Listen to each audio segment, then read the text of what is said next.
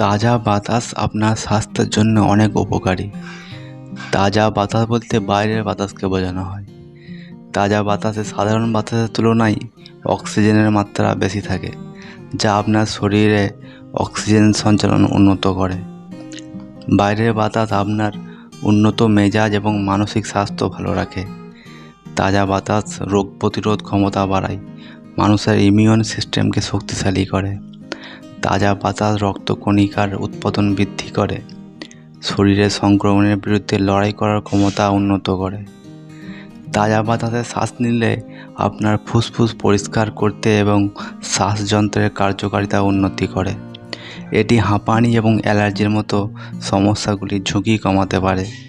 তবে তাজা বাতাসের সুবিধাগুলি ভোগ করার জন্য পরিষ্কার এবং সবুজ স্থানগুলি বেছে নেওয়ার পরামর্শ দিলাম।